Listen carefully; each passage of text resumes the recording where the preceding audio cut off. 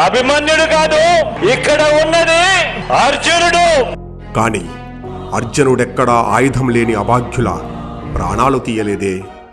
అర్జునుడెక్కడా ఆడవారి మీద ఆకృత్యాలను సాగనివ్వలేదే.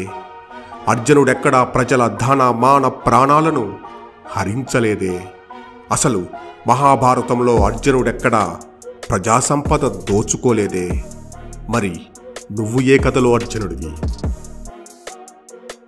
పాలనా లోపాలను అడిగిన వాళ్లను మట్టుపెట్టిన నువ్వు, నీ పాలనలో ప్రాణాలు పోగొట్టుకున్న అభాగ్యుల కుటుంబాలకు చిరునవ్వుతో నష్టపరిహారం అందజేసిన నువ్వు, బండబూతులతో ప్రజాప్రతినిధి అని చెప్పడానికే సిగ్గుపడే మందను తయారు చేసుకున్న నువ్వు, రాజకీయ ప్రత్యర్థుల మీద దాడుల్ని ప్రోత్సహించే నువ్వు, 100 కోట్లతో అన్ని ప్రధాన నగరాల్లో ప్యాలెస్లు కట్టిన నువ్వు, ప్రజల్ని నీ మద్యం మత్తులో ముంచిన నువ్వు, నీ బులుగు మీడియాతో ఫేక్ వార్తలతో ఒక్క అవకాశమని అడుక్కొని రాష్ట్రాన్ని 15 ఏళ్లు వెనక్కి తీసుకెళ్లి పన్నులతో ప్రజల నడ్డి విరిచి ఆస్తులు తాకట్టు పెట్టి అప్పులతో రాష్ట్రాన్ని చిప్పపట్టించిన నువ్వు, ఎన్ని పేర్లు చెప్పుకున్నా నీకంటూ మిగిలిన నీదైన పేరు మాత్రం గుర్తుందిగా.